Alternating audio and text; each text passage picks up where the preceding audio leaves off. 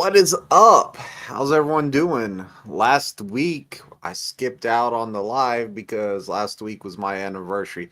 So it was my 17-year anniversary with the wife. We went out to a nice restaurant, had a nice dinner, all that good stuff. So unfortunately, I wasn't here to do the live, and I got to mute my phone because we don't want that thing going off. There, it's muted. But I'm live. I'm back to answer any questions anybody might have. You know, the thing, one of the things I wanted to talk about because I've been getting a lot of questions about it is TNT critical events. And I've been meaning to make a video on it, but people were like, hey, man, I was on TNT. I was going to upgrade, and I came back to upgrade and found out I had to do 5,000 extra miles. I was like, what? So the critical events have changed. It's pretty much like when the camera picks up and gives you an event, it's going to deal with that. So if you get so many events, like one or two, then they will add on 5,000 extra miles on your TNT. So, that's kind of new. So I'm trying to get an official list so I can let everybody know, hey, do this, you get this many miles, stuff like that. And I'm sure still, if you get a ticket while driving a semi truck or having a preventable accident in a semi truck, during TNT, then they're going to add the 10,000 extra miles. But I would like to know all of these extra 5,000 miles. We're going to find out pretty soon. Uh, Willie says, hey, caught alive. Welcome in, Willie. Mike, hey, buddy. What's going on, Mike? Backwoods. What's up, brother? What's up, Backwoods? I seen you yesterday. I was expecting to see you today, but I guess you went out on the road or whatever. I got Jay out here knocking it out. Let's go. So, good, good. I'm glad that y'all hooked up and y'all are getting it done, man. That's great. That's real good. He's in good hands. Backwoods is a great, great instructor. So show him teach him everything you know, man. Teach him everything you know. So Backwoods, he came out here and he was in the last instructor's course or last week's instructor course. And he came out here. They had me go out there. They wanted me kind of to get to know some of the new instructors and be kind of like a mentor for them and just go out there, start meeting some of the guys and let them know, hey, if y'all need any help out here, then like you can stop by my truck. Like I drove my truck out there to the pad where they were at, and here's my truck. If you ever need any help, then like I'm here. Ends up that I ended up having to kind of teach the class. I was like, teach part of the class instead of me just mingling. I was like, wow. So it was kind of a cluster because I was not expecting that. And like, I was like, man, this is crazy. So I was out there with Backwoods and I showed a lot of the new instructors that we're getting that were from that class. I showed them how the backing's done. I let them all do it. I walked them all through it. So hopefully they got a pretty good idea whenever they come back to work with their student of how to do the maneuvers. And I also checked a bunch of pre-trips that day because I was evaling them all, checking their pre-trips. Some guys were real close to having their pre-trip. There was a guy that had to wait till the next day to get his pre-trip down, which that's fine. He needed another day to study it. It is what it is. But and it's not that he doesn't know how to check his truck is safe. Like some of the guys out there, I was like, hey, bro, tell me how you're checking your truck to see if it's safe. I said, I just want to know. Forget the words that you have to say right now. Just show me that you know how to check it safe. And they could show me. And I said, well, now let's put it into words. Now let's put it into words. So you know how to check that it's safe, but we got to put it into words. So explain to me what you're going to do before you do it. And that'll be good enough. That's what the examiner needs to know. He needs to know how you're doing it. So I got the guys to put it into words and boom, we passed those in cabs. and they all passed and got their students. So on your way to Georgia, right? Keep warm, man. It's gonna be warm over there. Hopefully, y'all brought some short sleeves and some shorts and stuff. Scotty B, what's up, Scotty B? You done a great job, though. It was appreciated. Hey, man, I'm glad to help out. Like I will do whatever I can to keep the program going and make it and improve the program. If I go out there and work with the new guys that are becoming instructors, like that was cool. Like I like that. I don't mind that. I really don't mind that at all. Like they asked me, "Hey, come help out." I was like, "Cool." I just kind of wish I knew what I was doing beforehand. It would have been a lot better if they're all like, "Hey, go work with these guys, teach them the maneuvers, and then do the evals." So I knew what was going on instead of it was kind of like, oh, calling them. I was all like, "Hey, man, these guys haven't had break for like a lunch break." So they're all like, "Yeah, let three of them go at a time. When three come backs in the next three." I was like, "Okay, cool, cool." Like that's what we're doing. So it was all like, man, it was nuts. Flatbed trucker, hello everyone. What's going on, flatbed trucker?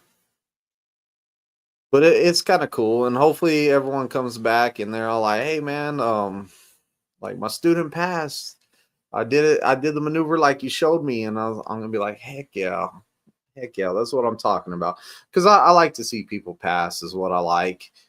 And you know, this week I was also out there, and I evaled a student that he failed his test twice, and I evaled a student, and they told me just tell us if he passed or failed because we need this eval done, and then we're gonna decide if we keep him or send him home. So I did the eval, and his last maneuver, that reverse offset, a lot of people are having problems with it. And the way he was doing it, I was like, man, it's just not the best way to do it. Like I'm gonna like I told him, I was like, let me call your trainer, let me talk to his trainer. So I brought his trainer out there. I was like, hey, what do you look for? Like, how do you do this? And his trainer showed me, and I was all like, well, I can show you a better way that works better. So I worked with the guy's instructor, and I re-showed him some of the stuff that I do to make it better for him. And I was like, here's what we're gonna do. I'm gonna teach you how to do it. Send your student to lunch. Then you get out here and you practice it, though. You have to practice it. And then once you get it down, I want you to have your student come back out here and teach it to them. Like teach them. So he sent a student on lunch. He practiced it. He was doing great with it. He brought his student out there, started practicing with him, and doing the maneuver just like I teach it. And they were both like, "Hey, man, thank." They shook my hand. They're all like, "Thank you, man. Like this is so much better." And like sometimes it's as an instructor, be willing to go ask for help. Really, like if you're having trouble with it and like you're not any kind of trouble with it. If your student always ends up too far to the right, we'll say, and you're all like, man, I don't know why it keeps going too far to the right. Come ask one of the other instructors out there. So ask somebody else, talk to somebody, and they can help you out with that. Hey, maybe you're kicking a trailer out too far. Maybe you're not kicking it out far enough. Just different stuff like that. We have a lot of knowledge. There's a lot of instructors out there that are great instructors that if you're having problem are willing to help. If you go up to somebody and you're all like, hey man, I need help, blah, blah, blah, blah, blah. And they're all like, they just shoo you off, go to the next one. Don't give up. Be like, all right, I'm gonna go to the next guy. Ask for help. Ask for help.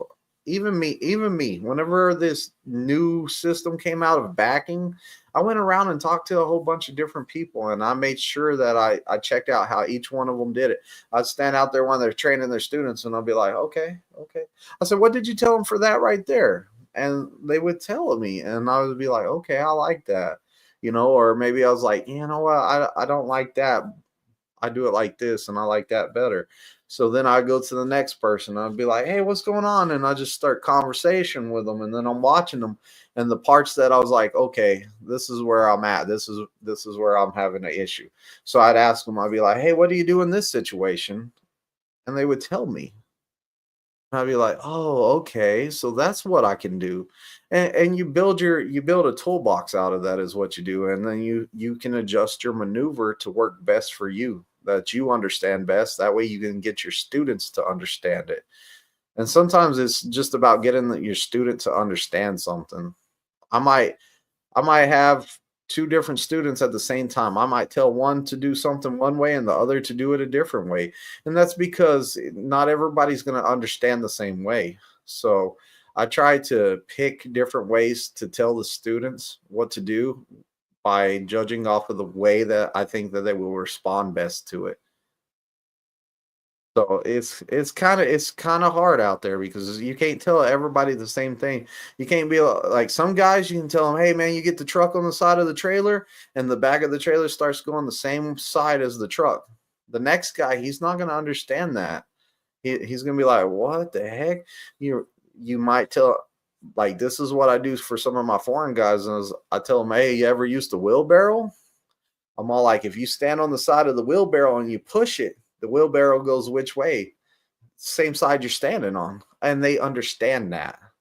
So that's where I kind of like use different words or different things to in my training to teach each guy because it just depends on like what they're going to understand. Let's go, flatbed trucker. You're on your way home. Enjoy your home time. Slow poke. Dude, what's up? Takes a village sometimes to raise a PSD student. Oh, I know, Slowpoke. I know. It's not as easy as everyone thinks it is. Training a PSD student is tricky sometimes. But yeah. Um you have some that are easy, that like you can get them to do stuff real easy, and then you have some guys that are severe overthinkers, and they just make the job really, really harder than it has to be. It's a lot better to keep it simple. Keep it simple. Like that's what I like. Keep it simple. Let's not make it harder than it has to be. Like a lot of the stuff is easier than what people make it. What you doing good over there in Salt Lake City? Uh, got cleared yesterday. Started my PSD phase this morning in Pittston. Let's go. I don't have my soundboard hooked up no more, but let's go, bro. Let's go. Study that pre-trip. That's the biggest advice I can give you. Study, study, study that pre-trip. Put your all into it. Put your all into that pre-trip. Trucker Steve, CDL instructor. I use the shopping cart. Push from the front, like just like the trailer. Yeah, yeah. I see. I had to think about that for a minute. So, dude, that's good. That's kind of like the wheelbarrow, but I like that. I had to think for about it for a second. The only thing I don't like about it is like you can stand in front of your shopping cart and you can turn it, like you can turn your shopping cart. I do like that though. So I mean, like it would work in some situations. The wheelbarrow to me, the wheelbarrow's the best one to me still. But I'm gonna have to maybe that'll come in handy sometime. Like thank you for that, Mike. Mike says study the air brakes most important. Yeah, study the air brakes too. Study the air brakes. You can't don't be changing that air brakes. Like don't be changing it up. Like whatever you have to say in it, say it. Like I have my own stuff wrote out that my friend Justin wrote out, and I use that stuff because to me it's freaking solid. It's solid. The pre-trip, whenever I was using the prime pre-trip, I would have about out of probably about 60 students, I had about probably like 13 of them fell pre-trip. Then I went to my friend Justin's pre-trip and I tested out, I probably tested out 350 people with it, and I've only had like eight fail the pre-trip. And the 8 that failed were pretty nervous, like, they were super nervous, like, one of them didn't know his name, so I already said, "Man, this dude's gonna fail something today. He don't even know who he is." I mean, like, he was shaking and everything. I was like, "Dude, what is going on?" And he's all like, "Man, I'm nervous about my test." I was like, "Calm down. Calm down, bro." Like, he was super nervous, and unfortunately, pre-trip got him. I mean, like, he had my truck alarm going off because he went blank. He didn't know the code to the truck. The examiner had to come get me. He's like, "Hey man, what's the code to your truck?" I was like, "Here." I told him real quick. He wrote it down on his clipboard. He's like, "All right, we're gonna go back out there because we don't know the code to the truck." I was like, "Cool." So they went and finished that test, and yeah, he didn't pass. He was super nervous. That's one thing. That's one thing to us as instructors. We can't we can't get rid of his nerves. Nerves are a hard thing to deal with. So it's super hard. I've seen so many people fail because of nerves. Nerves. I had like some of my most solid guys ever. I was all like this one guy. His nickname was Sugar Bear. He accidentally told us that, so we kept it. Pretty much, he was logging into the Qualcomm, and you used to put a 4-digit pin in there. And what happened was he put this long password in there, and it was a password for his email. And I was like, "What is this? What's this long letter? This long phrase right here?" And he was all like, "Oh, it says Sugar Bear," and then it had some numbers and some other stuff. And I was like, "Sugar Bear?" He's like, "Yeah, my mom said that's what my mom calls me." And I was like, "Oh, you shouldn't have done that. We're calling you Sugar Bear." We called him Sugar Bear the rest of the time. But that guy was solid. He was solid. His backing was solid. His pre-trip was solid. And then he ended up failing. He ended up failing because the nerves overtook him. So I was like, "Man, what did you like? You used to box," because we were talking. He was Golden Gloves. I was like, "You used to box, man. What did you do before you had a big match?" And he's all like, "Man, I would work out." So I was like, "Okay, work out before your test." So trying to like he would go work out before his test. He failed. Like we tried so much stuff, and then finally he passed his test. And I was like, "Man," but the dude was solid. In fact, he failed it first time he failed his pre-trip, then he passed his pre-trip. The next time he failed his back in, I think he failed his back in like 3 times. First time was straight line back. I was like, "Dude, you were so nervous you couldn't do straight line back." And then it was offset. Then it was like I was like, "Man, this dude's so solid, but he keeps messing up because he's nervous." We even had to go talk to the main guys in there. They were all like, "We're giving you one more chance," and I'm over there like, "Give him another chance. He's great. Like you just don't understand. He's so good. He's just test. He sucks at test."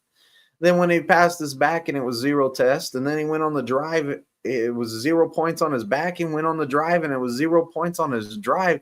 And I was like, "Dude, you could have been my first perfect test." I was like, "Dude," I was like, "Man," but he was the first guy I ever had to get a perfect score on the road. Oh, you're in PA running solo for 2 weeks and then going home. Nice, nice. Enjoy home time. Back then it would be a cardinal sin for you not to go to Prime Inc. Now a lot of people are leaving. Yeah. Hey, sometimes the grass is greener on the other side. Sometimes it's not. As an examiner, I would do my best to get the students relaxed before and during a test. And all the examiners do that. All the examiners do that. They'll joke with them. They'll joke with the guys. They'll be like, "Hey, look, man, just relax out there. If you got any questions, I'll answer it." Like the examiners even know that these students are super nervous, and they try to calm them down, but it's hard. How are the tariffs affecting trucking? Not that I know of right now. We'll see what happens. Uh, we ran air brakes test twice, drove laps around the industrial park, back to the pad, did air brakes again, and then did the ran the road test route. Okay, so you getting your practice in. National drivers. Yeah. Hello, what's up, Jerry? Nerves. We all been there. Remember going through that 21 years ago. Yeah, the nerves. I can't do nothing with the nerves. I wish I could figure out a way to get rid of people's nerves. If I could do that, if I could get rid of people's nerves, I wouldn't even have anyone fail. That's what I believe. I believe that 100%. If I could deal with people's nerves, nobody would fail. My instructor said I was the first student in a long time that would have passed the road test on their first day. I've had that. I've had a couple guys like that. Like I was all like, I just took them out there and they were just great. I've had a couple guys that I took them out there for backing to do backing and they were just phenomenal.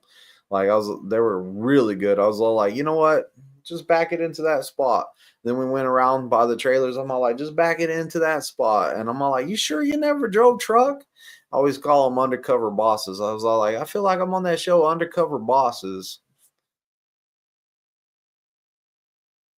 I tell my students trifecta or quit.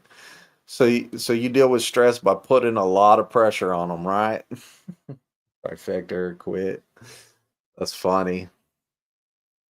Nah, I don't. I tell my guys honestly. I tell my guys. I really don't tell them nothing about it. But if they fail, I tell them I'm like, first off, I'm gonna find out why they failed. Like because it shouldn't have happened. But if it does, then I'm gonna find out what happened.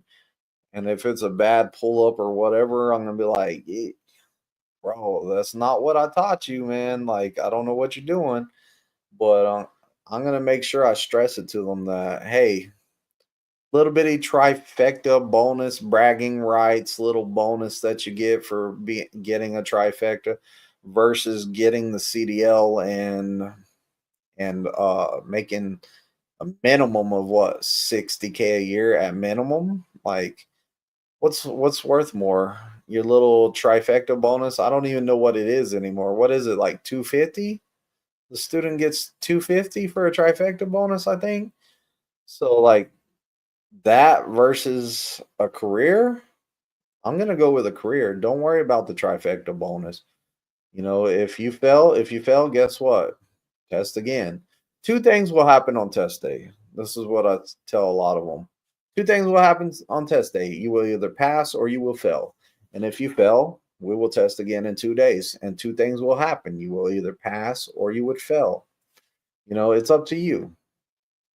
And that's plain and simple. What's going to happen on test day? You're gonna either pass or you're gonna fail. If you pass, you don't have to see twisted out there anymore, vaping, red face, like, oh, what are you doing, bro? You don't have to hear my voice no more. You're on to TNT, gonna go out and make some great money. Like, go for it.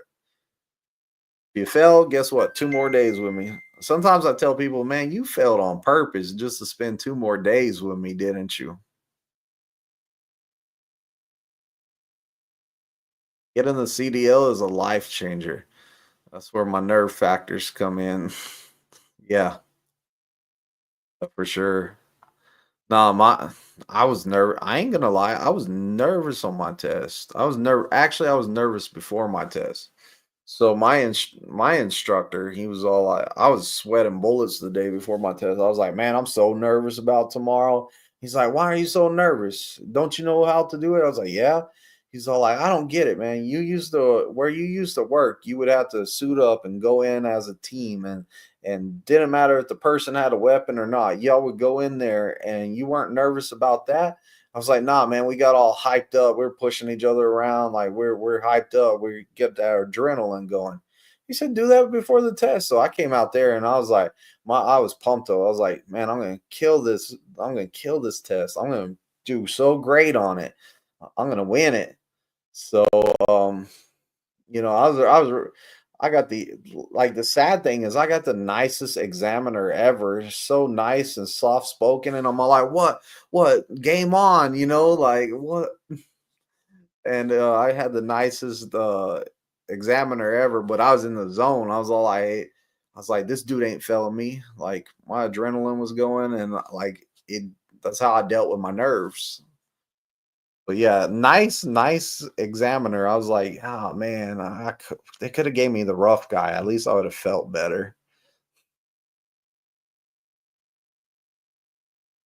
I just got a transportation associate at Amazon, gonna drive the yard dog. Any tips? I've never backed a yard dog, so just get out and look. Get out and look so you don't hit nothing. I see a lot of yard dogs going really fast. Slow it down some, be safe. Get out and look it. Make sure you're not gonna hit nothing.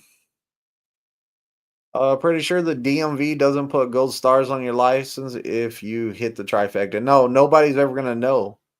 Like, I tell some of my guys, "Hey, man, if you fail, like especially like guys that are married and stuff like that. The guys that are married, I'm all like the super nervous ones that are all like, my wife doesn't want me out here. She thinks I can't do this, whatever." I always tell those guys, don't tell your wife that you're gonna test on this day. Don't tell her. Tell her when you pass. That takes care of a lot of stress because then they're all like, "Man, I got to pass because my wife knows I'm testing today." It makes it more stress than it's needed. Really, it does. Vlogs says, last time you answered this question, I was a little confused. Should you get your permit before applying at Prime? I think you should. Because if you get your permit before you apply at Prime, you study the book, you study the CDL handbook, and you go take the test, you have a better understanding of what you're getting into. So I would definitely highly suggest it. And that way, whenever you call your recruiter, you don't have a bunch of trucking questions. Those are kind of out of the way because you already studied and you know a little bit about trucking. So, like, all that stuff's done with. You can think about the real questions of like, how long is PSD? How long is TNT? How often do I get to come home? Like, that way you get a better understanding of that type of life, you know, so definitely get your permit before applying. I suggest it. You can do either way though. Either way works. If you apply before you get it, your recruiter's going to tell you to go get it and they're going to tell you what you need to study and stuff like that. Axel says finished PSD at Prime and now on a TNT truck. Looking forward to smoking these 30K miles out. Y'all be safe out there. Let's go. Congratulations, man. TNT is the hard part. So you got past the kind of hard stuff and now you're on to the really hard stuff. So, you keep your head up. It's rough. It's rough. Just remember, you and your trainer, y'all are both going to be cranky when y'all see each other. So be ready for it. Oh, let's go. Congratulations. Also trifecta. See, even if he failed, he ain't gonna say it. He's gonna be like, yeah, I trifecta. No, I'm joking. But yeah, congratulations on the trifecta. It's- Amazon now requires you to get out and look for at least the first 30 days because too many people weren't. Yeah, and you need to get out and look more than just the first 30 days. Be safe out there. I get out and the other day I got out and looked. I'll tell you what I did. Here's what I did the other day. I didn't do a good enough get out and look, and I turned on So I was at this place where you had to back the trailer up to get it out of there. You had to back it up. And I've been there before. So I was all like, I know I got to go on that little road and make a turn right there. So I backed up. The little road I went on was not the actual little road I needed to go on. So I went down that little embankment thing, like a little road with a curve. It was on down a hill. I went down that and I was like, I ain't making that turn. I said, I ain't making. I was like, I don't understand this. I made it last time. Well, then we backed the truck up, and then I walked around, and I saw that there was a bigger road next to it, like on the other side of this tractor that I didn't see because I didn't do a good enough like go look over there. So a lot of times before you even back up, do like a little walk around to the perimeter, especially if you're at like one of these little shops and stuff like that, or like you're at a smaller place. Go out there. It doesn't hurt to go and look around and get a good game plan before you even start because I mean, it could have ended up bad for me. I could have got the trailer stuck, or who knows. But end up that I was everything was good because we backed up. So even I make mistakes. I should have did a better get out and look, and I would have been like, "That's not the road I went on. It's that one." Lesson learned. I was all like, next time I'm going to do a better get out and look. We were having a lot of problems with the trailer. The trailer sunk into the ground. We had to get all these shop guys out there to pick it up. It was a fiasco. And I was just like, I've been here before, so I know back straight up and then go on that road. I should have backed up further and I would have seen the other road. Or I could have got out and looked and then I would have seen everything. I did orientation this week and you had to have your permit before or can anyone happen until you have it applied?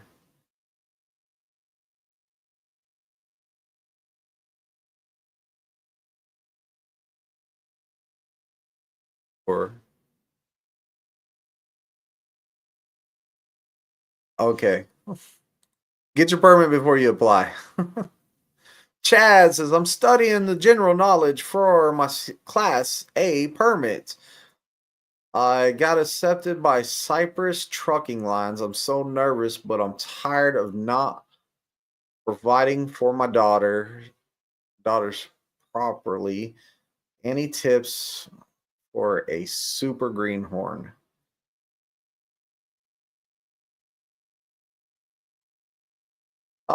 Just listen. Come in with open ears. Like come in where your ears are open and you're gonna listen to what your instructor says, and then just do what they tell you to do. Other than that, it's not that bad. Put your head into that pre-trip hard. It's real easy to fail a pre-trip test. So definitely put a lot of work into that pre-trip. But come with your ears open. Listen. Your instructor's there to help you. So like if he tells you, hey man, you're not saying this right on your pre-trip, listen to him. Or if your instructor's like, hey, study this way because what you're doing is not working, listen to him. He's there to help you. Like, just keep your head and keep your ears open, listen to what he has to say. If you don't understand something, speak up. Like if he's all like, that's a tire over there, and you're like, what's he talking about? What's he talking about? Be like, hey, where's this tire at? Make sure that y'all are on the same page, that y'all both know what a tire looks like. Don't just nod your head. Like I have guys sometimes that I'm all like, you see, you're gonna back up till this happens, and they're all like, yeah, I see that. And then the next time they do it, they mess it up, and you're all like, did you not see that? Do you not? Well, I didn't understand what you were talking about. Why'd you not tell me so we could talk about it and so I can show you again and to make you understand or explain it a different way where you understand it. If people don't speak up and they just nod their head like, yep, yep, I know what you're saying. We don't know that. We don't know that you don't understand. If you're telling us you understand. I have that happen a lot. People are like, I understand what you're saying. No, they don't. They have no idea what you're saying. Like, speak up, tell them, hey, I don't understand. Hey, you're welcome, Chad. Uh, is it a waste of money to take the physical before applying to Prime? You have to get the physical. You have to get your physical done to get your permit. Or at least in most states, I'm pretty sure that it's the same. Hey, does everyone have to get their anybody in here want to answer that? Do you get your permit? You get your physical before your permit, or do you get your permit and then a physical? Because I remember whenever I came to Missouri, we had to get our physical done the first day, and then we had to go to the DMV with our physical to take the test the second day. So I'm pretty sure that you have to have your physical done to get your permit. Oh, you said waste. Yeah, so you'll get your physical done before you come to Prime. I'm pretty sure. But once you get here and you start getting your CDL, like you start getting your permits, your permits, your physical redone here at Prime, it's cheaper to do it here. Like it's free for me. Like I'm a company driver, it's free for me. I don't know what they charge lease, but whenever I need a physical, I just hey set up an appointment down there with Trinity Healthcare, and they get me in there, and it's real nice because sleep study's right across the hall, and I go, stop at sleep study before it, and I'm like, can you email them what I need for my DOT physical? And they're all like, yep, send it over there. Boom, I'm in. Super simple. GMC. Says I'm testing tomorrow on skills and road. I passed the pre-trip, but hit a cone on my offset test for my class A. Yeah, it happens. It happens. Um, well, good luck tomorrow, man. Good luck. I hope you get it. I really do. Hope you get it. I never like to see anybody fail at this. I don't. I want everybody to pass. Permit and then get your permits and then apply, and they will have it. Prime will pay for the physical. Yeah, and I've been hearing that too, bro. I don't think Prime paid for my physical, but that's nice if they pay for the physical. Slowpoke says the only time I care about if my students trifecta is when I'm taking them on TNT. Gives me an ideal where the student is at and prepare for teaming, or if I need to spend time working on the maneuvers. No, I don't agree with that. I don't agree with that because I'm telling you, my one of some of my best students ever did not trifecta. They were just nervous on the test. I don't really look at like if I was doing TNT students and I was picking up just random ones, I wouldn't look at it if you trifected or not. I wouldn't care about that. I would spend at least a week on doing super solo till I was like, okay, I'm comfortable with you driving. You're driving great. Your backend's good. You know, whatever. I'm gonna get to know that person for at least the first week. If everything's going the first week, boom, we turn into a team truck and we run. If it's not, I might need another week to get them where I need them to be, so we can just run team.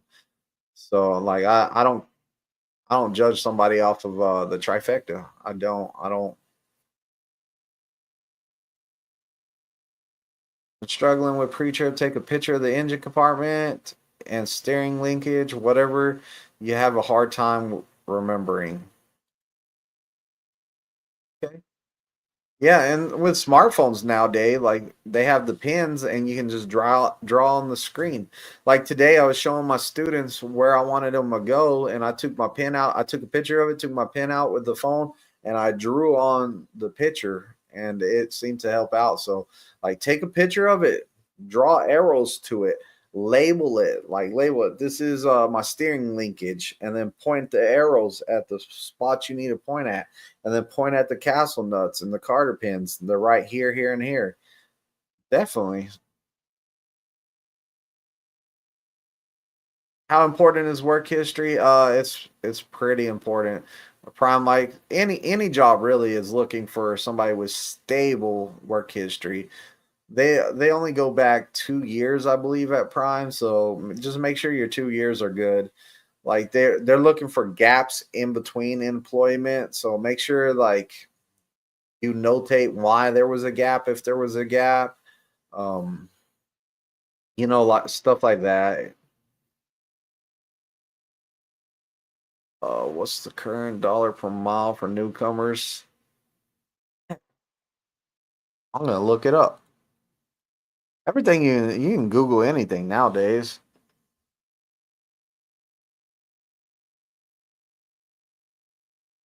I used to have a picture of this on my I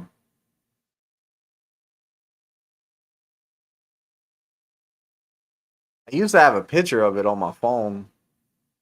I just deleted my whole gallery the other day on accident. Let's see here. Prime's website. Scroll down, scroll down, scroll down, scroll down. That's Reefer Team. I went too far, maybe. All right, Reefer Solo Company drivers earns 44 to 49 cents per mile, and flatbed is 46 cents per mile. Just pop this up on the screen. Screen share.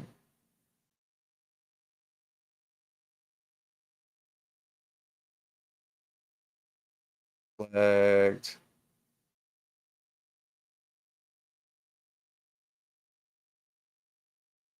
There we go. So the refrigerated solo drivers earn 44 cents to 49 cents. I'm pretty sure that has to do with the lightweights and stuff like that. Flatbed's going to earn 46 cents per mile. Tanker solo driver is going to be 51 cent per mile.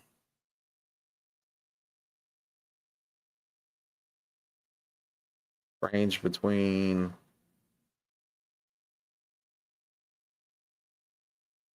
Wow, I didn't know that they put this much information on here.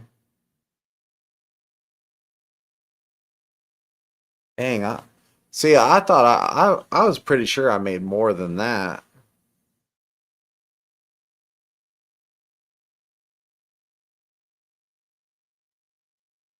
Man, flatbed guys, y'all do all that work and it's less than the reefers pay is what that says. Tanker. Wow. Yeah, that's kind of the pay right there. And y'all can find that. You can search Prime Ink. Prime Ink's pretty open door. Like they show you whatever you need to know. Like you can just look it up on their websites. So, well, yeah, I applied to for I applied. They paid for my physical, and I got my permit the next day. Was last week. Now I'm a PSD. Been a wild week. I imagine. Imagine. I remember when I came out here, it was wild. When I took my CDL class first week, I got my permit, then DLT the following week in Ohio.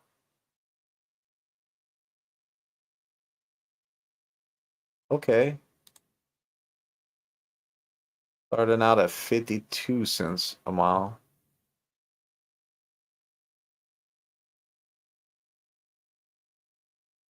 Many weeks of training till you get your own truck. It depends on you, Jaybird. It depends on you because you got 3 to 4 days of orientation. Then you got about 14 days worth of PSD at the minimum. You're gonna have 14 days at the max. It could be a whole month till you test out. And then TNT is depending on freight, depending on your trainers. Like there's a lot of stuff that goes into it. I would average about 5,000 miles a week. So 5,000 miles a week from 30K plus another week off there. So You can look at a little bit of time, like what, 10 weeks, something like that. Something like that. Uh, yeah, it varies depending on your TNT instructor, but we have no interruptions. It's about 8 to 10 weeks.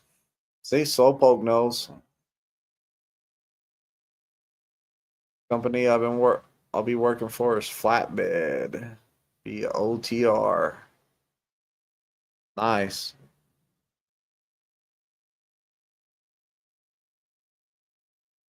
For you, sir, I have a ticket on my license that's gonna be a problem for me to accept in Prime. It depends on the ticket. It depends on what the ticket's for, like stuff like that. Your best thing is to go ahead and apply and talk to the recruiter about it, okay? So it all depends what the ticket was for, how long ago, just different stuff like that. Recruiters will give you the definite answer on that. I'm paid for the medical card. Man, that's nice. I like that. Let's go Prime paying for the medical cards. My company starts new drivers out at 57 cents per mile.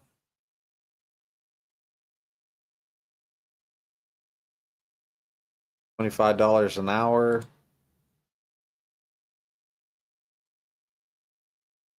How's it going, man? Twisted, we don't die. Yeah, that's a great song. I love that song. Awesome.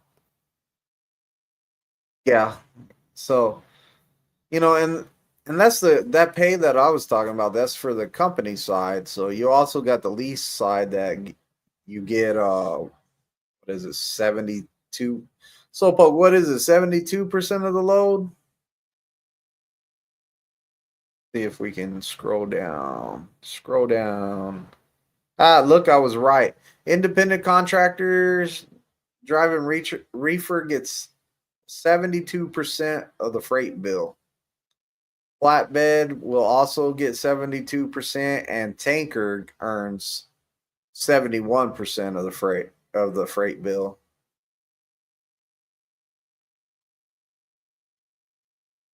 See, all I had to do was scroll down a little bit on the page.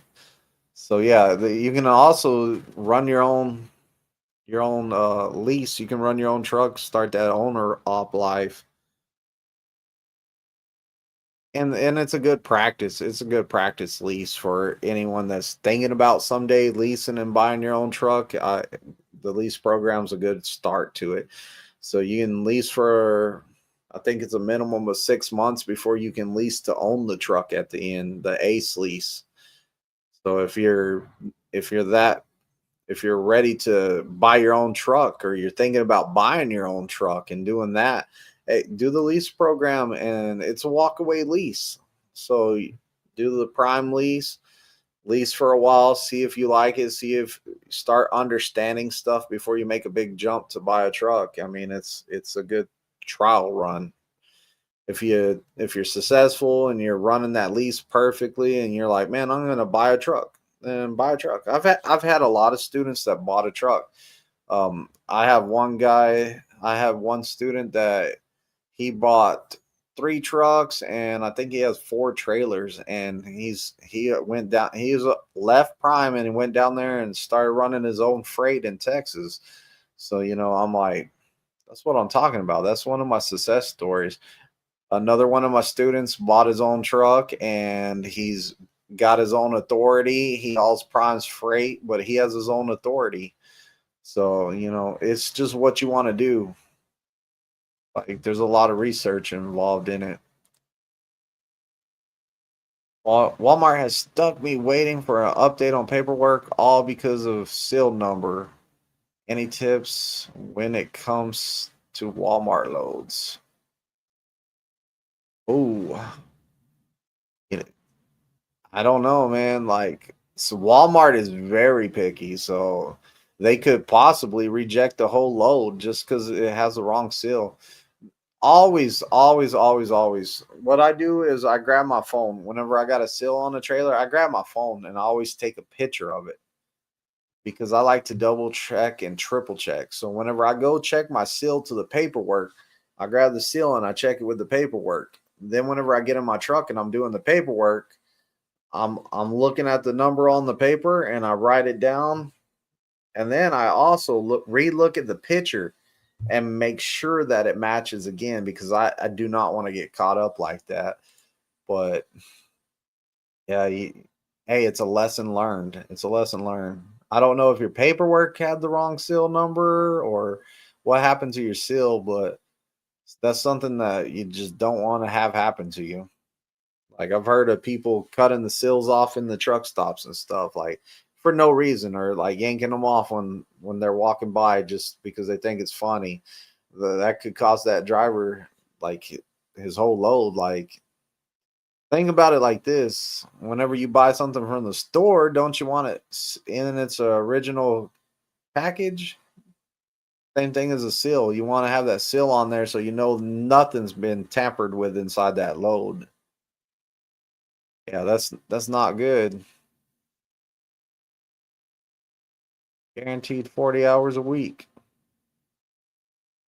Oh, backwards, it's 3 months? I thought it was 6 months.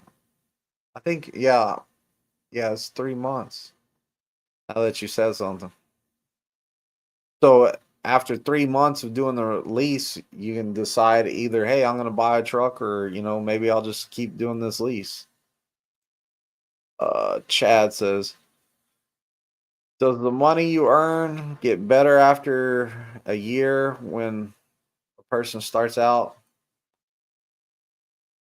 It's about the experience you have. I will tell you that.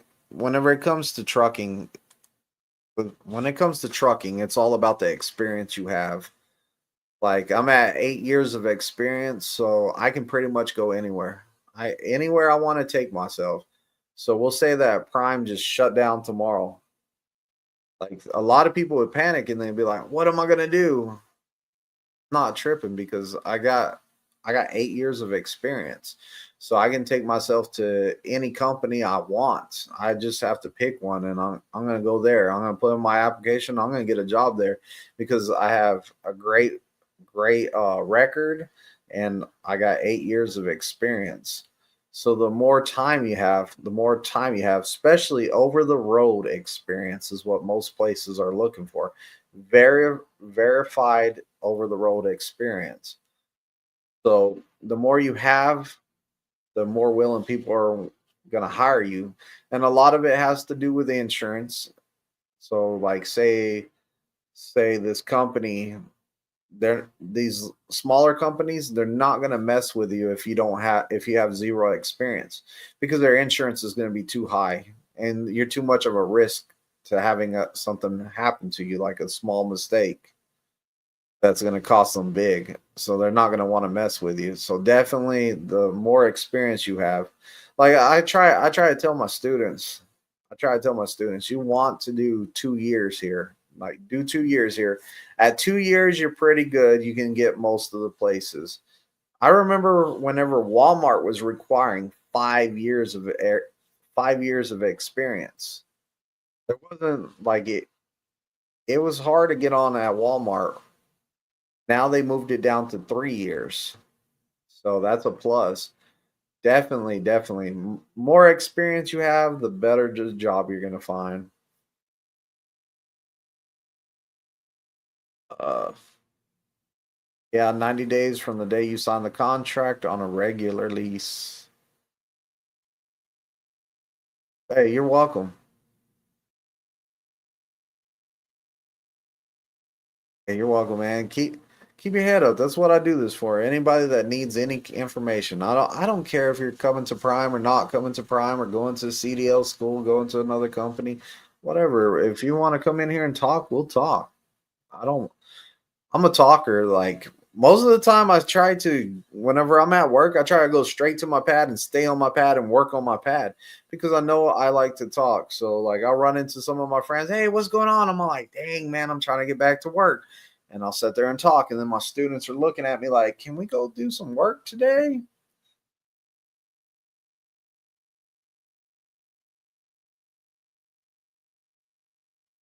I got almost 11 years. See, flatbed trucker can go wherever flatbed trucker wants to go because of the experience. Here in the DFW, Texas, and trying to decide which school to go through.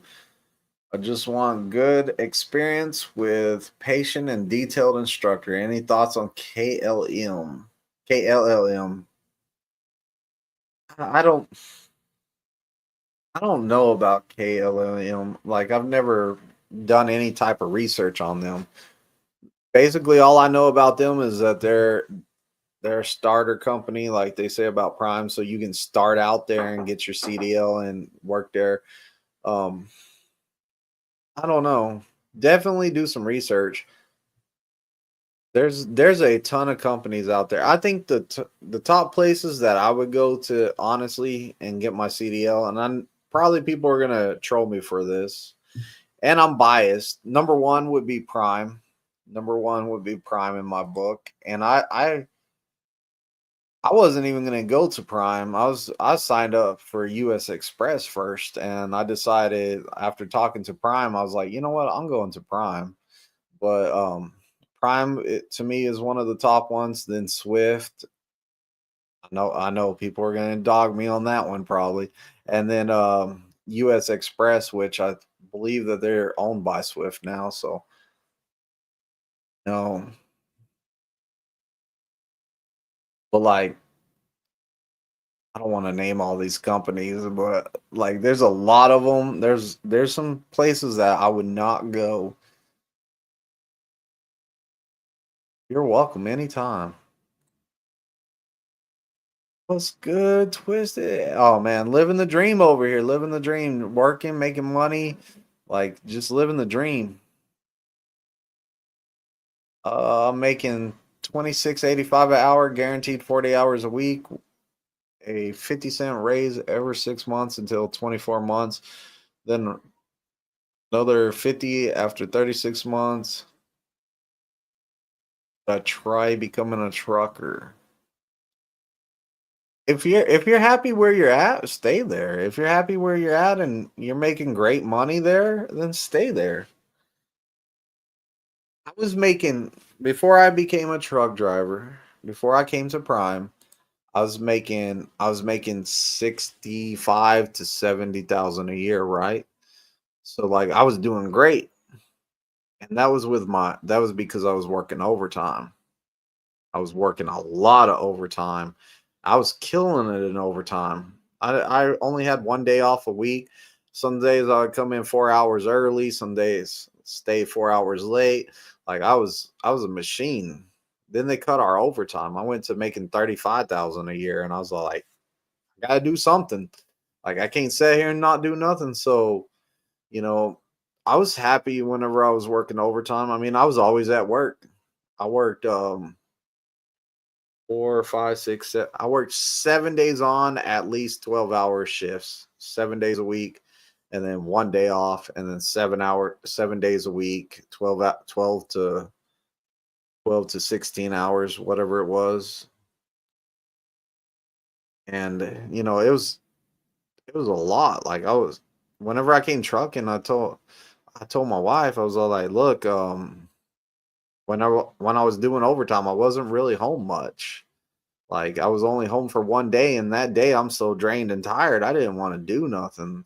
Like I worked where I was standing on concrete every single day, standing on concrete, walking around, you know, just standing all day long. And shoot, after those shifts, you're tired, you're beat up, you don't want to do nothing. So I was all like, I'm going over the road. Yes, I'm not gonna be sleeping in my bed, and I'm not gonna be home, but was I really home? I would come home, I'd sleep, get up, eat something, and then back to work. I was like, how was that any? I mean, I was home, but I wasn't home. So I was like, at least now, like I'll be out a month or about a month, come home for like 4 days, and when I come home for the 4 days, I'm not just sitting there like a zombie because I'm so tired or wanting to go back to bed. I'm actually alert and like wanting to go do stuff. So, my decision is like I had to do something, so I did something. If you're making great money where you're at and you're happy there, don't leave it. Don't leave it.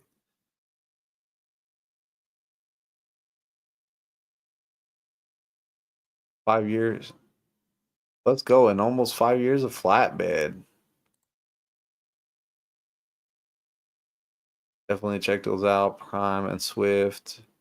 Yeah, and a lot of people think that just because another thing is a lot of people think just because Prime is in Missouri and Swift is wherever Swift is and US Express is over there, they think that just because it's not in their state that it's out of the question. No, these trucking places are going to bring you to their state. They're going to teach you, and you don't have to live in that state that you work in. Like I was living in Texas when I came to Prime. I came to Missouri to get my CDL. But after I got my CDL, it's over the road. I'm everywhere. I lived in Texas though. I lived in West Texas too, way out there.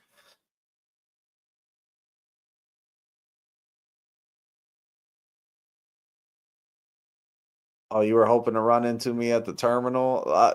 I'm not at the. I hardly ever go inside the terminal. If you're gonna see me, you're gonna see me over at the pad. Last time I was in the terminal, I was at a safety meeting, and I was like, "Look, you know what, y'all are doing great. Let's go to safety meeting." We went to safety meeting, got that free breakfast, listened to the safety meeting. I ran into my fleet manager. He goes, "Man, I bet you forgot what this building looks like. You haven't been in here in a long time." I was like, "Yeah, last time I came in here was to see you. How long ago was that?" He was like, "I don't know, 8 months to a year ago." I was like, "Yeah, it's been a while." Oh, I'm good. I'm making dinner. Put my daughter to bed. I'm sure meeting here in the chat. Have a great night. You too, brother.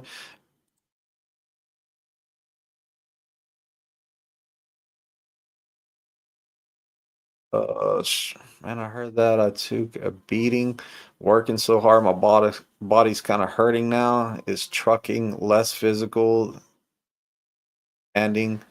I hope. Yeah, Jay Bird is it's not as physical. I mean, like you're gonna do some work, but it's not as physical as you think it's gonna be. Like I'm reefer division. If you can you roll up some landing gear? Can you put some landing gear down?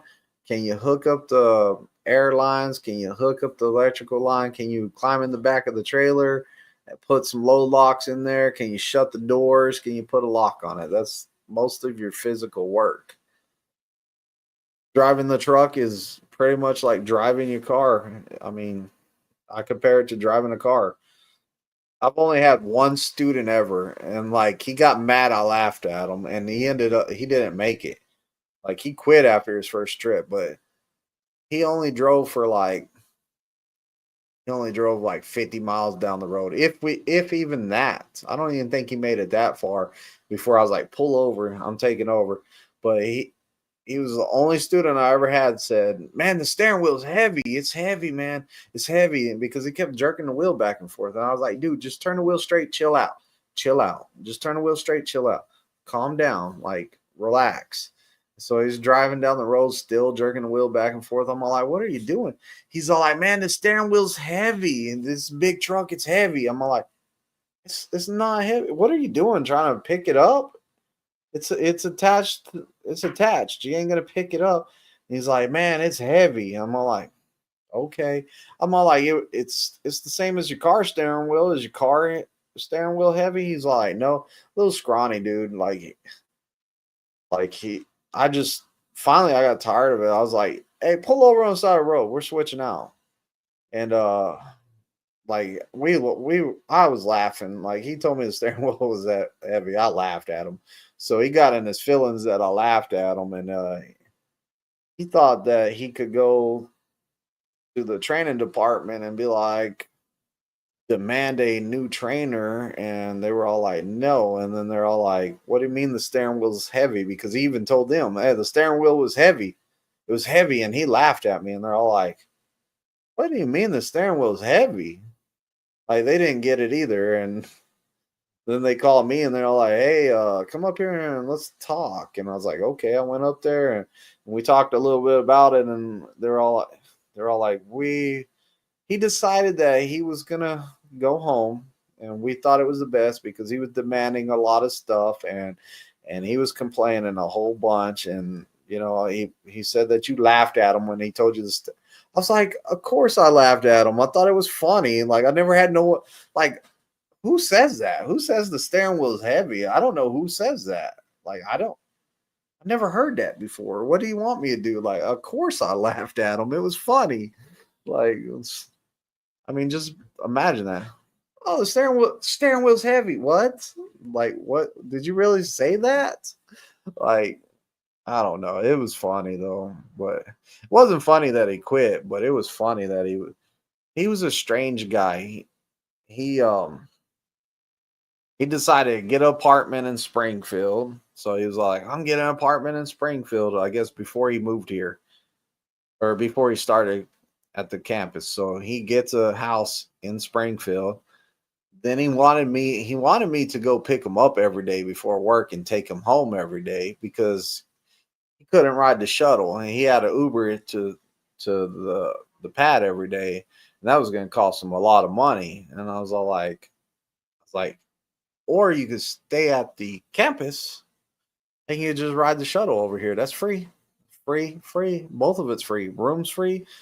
Shuttle ride's free. Like it's free. But anyways, that dude was something else. Never heard that before. The steering wheel's too heavy. I have now.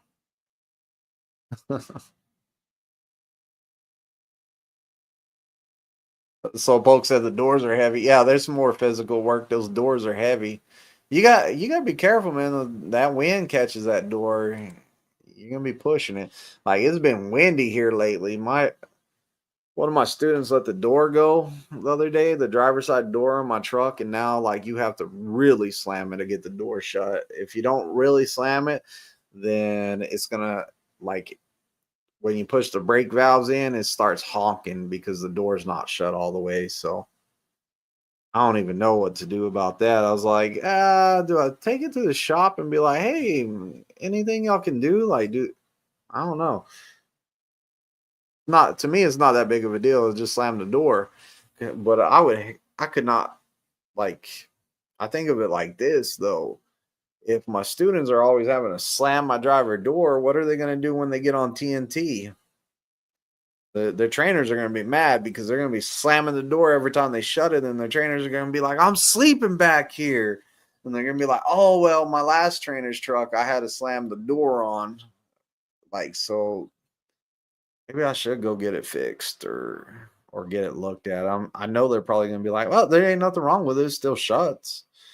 But maybe they can do something like bend it back some. I don't know what they need to do, but the wind's been really bad here in Missouri last couple weeks.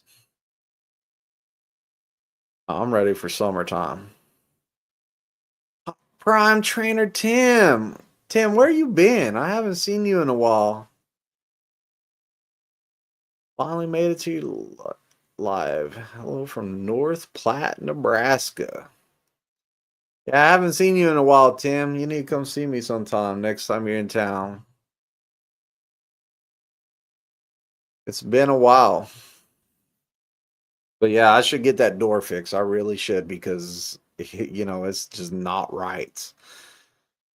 Especially like I feel bad if my students are over there slamming their TNT trainer's truck door every time they get in and out because that's going to be a pain. My trainer would not like I remember I slammed the door one time whenever I got out. I didn't even really realize that I did it. I just shut the door. I thought I just shut the door, but I actually slammed the door. He woke up, he was livid. He was all like, "Look, man, we're parked and I could get some really good sleep, but you done slammed the door like 3 times today." And I was like, "What? I did?" "Oh, let's go. You'll be in Springfield next week." Slowpoke says, hit that like button and share it out. Tell the shop guys the steering wheel is heavy and tell them to fix the door. Can can y'all put a lighter steering wheel in here? I have had a really sensitive student one time that said this one's too heavy. Yeah, that still cracks me up to this day. Like he was serious too. He was upset. He looked like he was gonna cry. He was scared. Like he was upset. And I'll never forget that. I'll be like, stop jerking the wheel back and forth. He's all like, it's heavy. And I started laughing. I was like, man, that steering wheel not what? I said, is your car steering wheel heavy too, or is it light, or how would you explain? Like, explain to me what your car steering wheel's like. I was like, I don't know. That to me, it's still funny though. Man, one of these days, I swear, whenever I retire or I leave Prime, I'm gonna do a live where I just talk about all the stuff that I had to deal with. Like I'm gonna bring out the war stories of some of my students at Prime. Like I that's a video that people will watch right there though. Like I start telling the stories that I've been through with some of these students. I've had all kinds of crazy stuff happen with these students. I've had a lot of awesome, great students too. Like I'm not saying that they were all like great stories, but man, man, I'll tell you what, some of the stuff I've dealt with, like y'all just would not believe. From people having like mental breakdowns to people people having to take a shower every day to handle business so they can sleep. We'll say that's the nicest way to say that. Not in my truck. Do that in the shower. There's my shower card. I got credits. You're not doing that stuff in my truck. Like, I mean, funny stuff. But one of these days, whenever I'm like, quit Prime, somebody on here better tell me, hey man, go live and tell us the stories about some of your students, and I'll be like, good idea, let's do it. Oh wow. I've had a lot of great ones though too. The thing is, and that's like I tell a lot of my students, man. Like I talk about like some of the crazy stuff or some of the funny stuff because that it's just something that you'll remember forever. But like this stuff, like say somebody was really good, I tell my students all the time. I'm like, if you're one of my really good students that's great at everything, I'm not gonna remember you as good. I'm not, because I train so many people. Every year I train about 66 people, 60 something people. So every year that's a lot of people times however many years, that's a bunch of people, over 400 people. So like if you're not coming out there to see me every once in a while, stuff like that, I'm definitely not going to remember your name. I'm bad with names. I can't even remember the guys on my truck right now, their names. I tried to remember people's names, but it's hard. I don't know why. I always look for the guys with the nicknames. So every time I call one of my students, I don't save their number in my phone until I talk to them in person. And then I'm all like, hey, you got any nicknames? Like Sugar Bear. Like I'll never forget Sugar Bear because that was his nickname. It was fun. Um, like I just had a guy with the nickname Ace. I remember his name all the time. If you have a nickname or a unique name, I can remember it.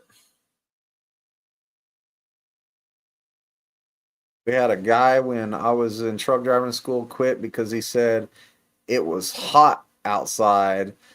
I was like, "You're in Texas. It's gonna be hot outside." I thought it was fun. Yeah, see, that's what I'm talking about. I had a guy quit because it was hot outside too. I had a guy quit because it was cold outside. So like I've had those before too. It's just funny some of the stuff. I'm a veteran thinking about getting into trucking. I watched a lot of your videos this past week. Hope I can get a trainer like you. The question I have is how long does it take to finish the TNT part? It the TNT part is going to depend on freight. I would average what I like to tell people is average it every week is going to take in each week you should be getting 5,000 miles. So you take 5,000 and just take the 30,000 divide it by 5,000 and then add you an extra week of home time in there because sometime during that time you're going to want to go home or your trainer's going to want to go home and y'all just need to get away from each other. So get away from each other about a week. Add that week in there sometime. So that's a pretty good estimate. It's going to depend on your trainer. Your trainer might have something planned. Like he might have, we'll say that your trainer, like, I got a wedding on this week. We're going to go home for that. And then, like, the next month, I have I don't know, like a doctor's appointment that I have to be at. So he might be like, look, I got to go home for these two times.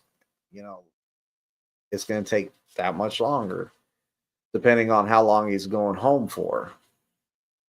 If it's just a couple days, like, hey, it's a couple days. I tell him, hey, don't worry about even taking me home. I'll just stay in the truck or whatever. Maybe get me a hotel room for a couple days. Like that's cool. If he's going home that much. Now, if he's like he's just going home for like the first time he's going home for like 7 days, cool. The second time he's gonna go home for another 7 days, then I might be depending on my situation, I might be like, can I get another trainer? Can I get another trainer? Because I want to keep running. I don't want to wait. I don't want to wait a whole week, another week for another time off. All right.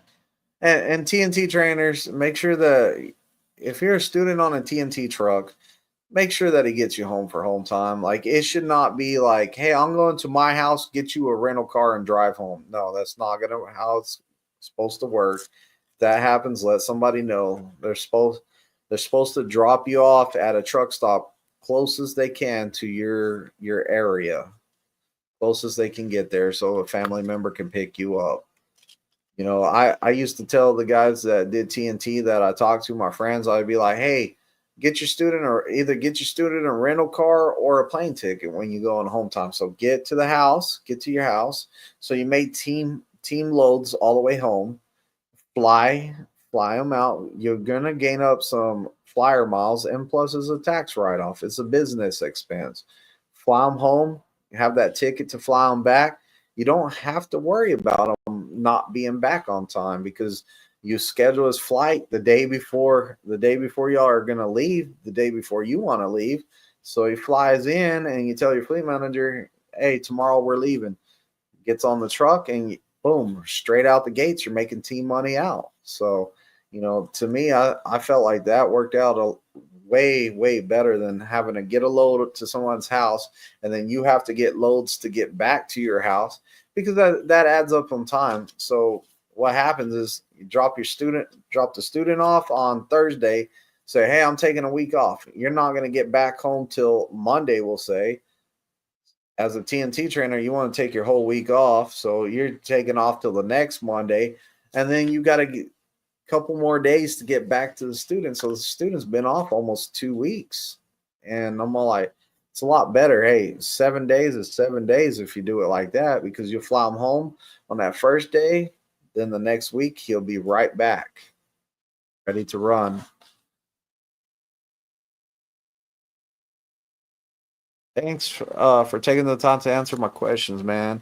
God bless you. Out. Have a great night, Jay Bird. Patrick says, I'm starting Prime Inc. next month to get my CDL. Let's go, Patrick. Great company. You picked a great company, man. It really is.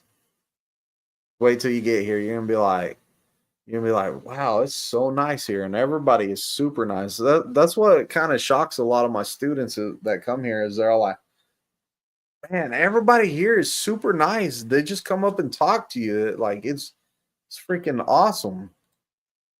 Well, like, yeah, that's prime way. It's a family over here. Like a lot of people hear that Prime's a family, and they're all like, yeah, whatever. Like no, but nowhere's like that. hard as pre-trip. Pre-trip is not hard. It's just you gotta do the work. I have had several students, and I'm talking like a couple of them were really good at driving and really good at backing, but I've had several students that I would be like, "Hey man, why are we not studying this pre-trip?" I'm all like, "We're gonna stop everything we're doing and we're gonna study this pre-trip till we get it down. We're gonna learn the whole thing today." And they rather quit than do pre-trip. I had one this year, and he was a CDL holder. He just had to get a. All he had to do was in cab, the engine, and the lights. That's all he had to do. And that guy was like, "Nope, I'm gonna quit." Like the pre-trip's not hard. You just got to be out there working on it. I tell all my guys, I do not consider watching videos in your room. I don't consider being in your room reading the paper. I don't consider being at the truck, just sitting inside the truck reading the paper as studying. What I count as studying is you actually doing it. So get the paper and actually do it with the paper. Read it over and over and over. Take one part at a time. Read it, read it, read it. Look at that part, point at that part, read it, read it, read it. Try and memorize it, point at that part, say it, say it, say it. Check it, see if you're saying it right, or have another friend that's going through it, check it to see if you're doing it right. That's studying. That's studying. But just watching videos and just reading the paper, that is not studying. I've had so many guys that could recite the whole paper. They could recite every word on that. And they could I had one guy, he could say the page numbers at the bottom. He had such a good memory. Or a guy with photographic memory, like he could see the page in his head and just read it right off the page. But it doesn't mean nothing if you can't actually get out there and point at the parts. Like something happens when that hood opens and all the parts are there, and you're all like, uh they can recite every word to it. I have plenty of guys that would try to drive down the road like I it's annoying. It's annoying whenever one of my students wants to start reciting pre-trip while he's driving down the road, and like I'm all like, dude, I don't even want to hear it. It does like I've heard lots of them, and they're saying everything they need to say, but when that hood opens, they can't do the pre-trip because they haven't been studying it that way. They just been reciting it. It's about checking and see if the truck that you're driving is safe.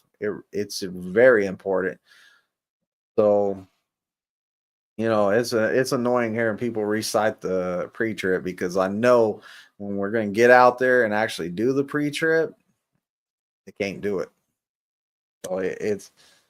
So it's just like, man, it's like, dude, my job is listen to pre-trips. Like I hear from every student. I train about 66 students a year, right? 66 students times I probably hear each one of their pre-trips at least at the minimum. We're going to go with the minimum at least 3 times. That is 198. That's 198 pre-trips that I have to hear. 198. Like, do you think I want to listen to it while we're driving down the road? Because the truth is, I don't. I don't want to listen to it while we're driving down the road. When we're out there at the pad and we're gonna do pre-trip together, then yeah, I want to hear it. Of course, I want to hear it, but I don't want to hear it while we're driving down the road.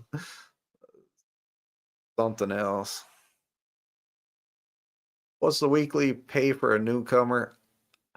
I have a video. Like I cannot. Like it's a math problem. It's a complex math problem.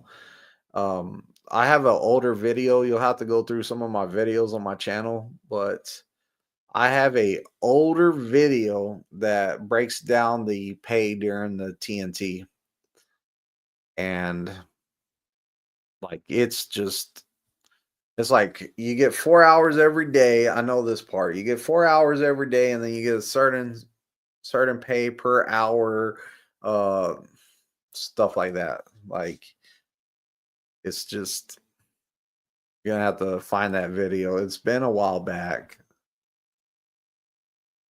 Since I already have a trainer who would I tell about that? I have a trainer that works for Prime already. You're gonna put them down on your application. Be if it's somebody look, I'm gonna tell y'all this because I get sick of this and it happens all the time. This happens a lot. People will put down somebody from YouTube. They will talk to the person about, "Hey, whenever I get there, will you train me?" And the person will tell them yes. They'll be like, "Yeah, I'm going to train you. I'm going to train you." So they go through orientation. The person talks to them all the time. They're all like, "Yeah, yeah, yeah, I'm going to train you. I'm going to train you. I'm going to train you." And then as soon as you get your badge and it's time for you to get with a trainer, they stop responding to you. Like, man, I just don't know how annoying that is because then whenever that person gets put with me, they're mad. They're mad. And especially whenever they're all like, "I seen you on YouTube too." And I'm all like, "Oh my gosh." And I'm like, "Look, I'm not that guy that did that to you. So like, I'm sorry that that happened and it sucks, but it is what it is." So, hopefully you got a friend or a family member. Put them down on the application as your trainer. Get with them and make sure that they're going to train you though. So get with them and make sure that they're going to train you and you're going to put their information on your application and they're going to tell their fleet manager, "Hey, I got Patrick coming in next week and I'm going to train him." And it'll all be set up. They'll set it all up and everything will fall into place. So that's how that's going to work. I'm just saying, be careful. Like, man, I'm not going to say no names. I'm not going to say no names, but like, whoever's doing that, I would really appreciate it if you tell somebody you're going to train them, train them. Two hit says just got out of CDL school 3 weeks ago. How's the process for newbies with no experience fresh out of school? It's here at Prime. They just do a eval, so they make sure that you can back, they make sure that you can drive, and they make sure that you know some pre-trip. It's not too bad.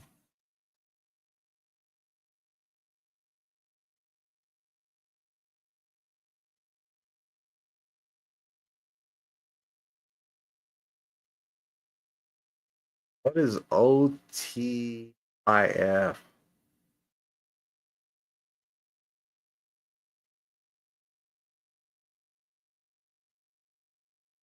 Dude, I don't know what OTOF is.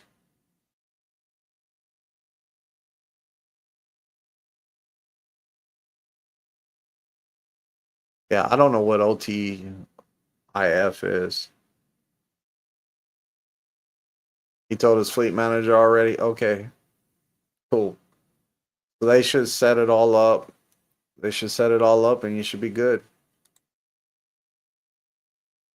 Michael says, "What's twisted? I passed my test since your last start. What twisted? I passed my test since your last start. My new career on Monday. Let's go! Congratulations, Michael. Congratulations."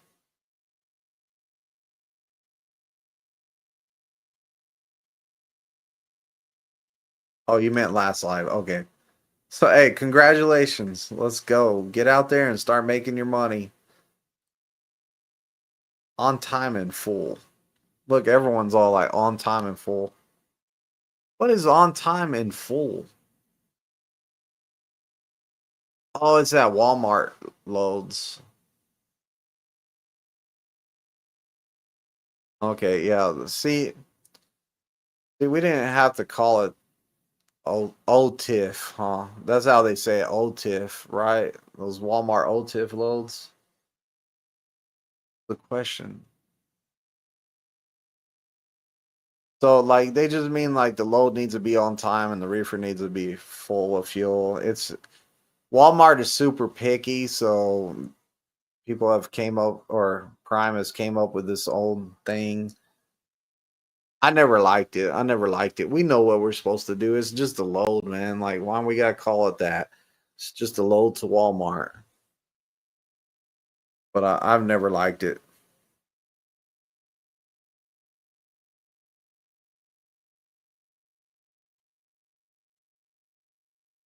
Man, I checked Prime, but since I went to school other than Prime, I need 6 months of experience first.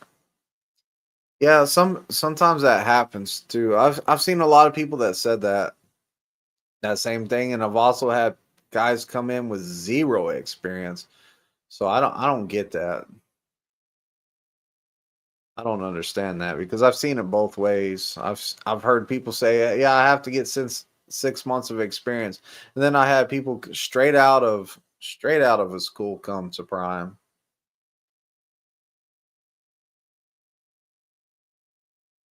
Can only be 1 hour, no sooner. Yeah, 1 hour. I've never been to a Walmart. I never went into a Walmart where like I was an hour before it because I always knew, hey, it could only be that 1 hour rule.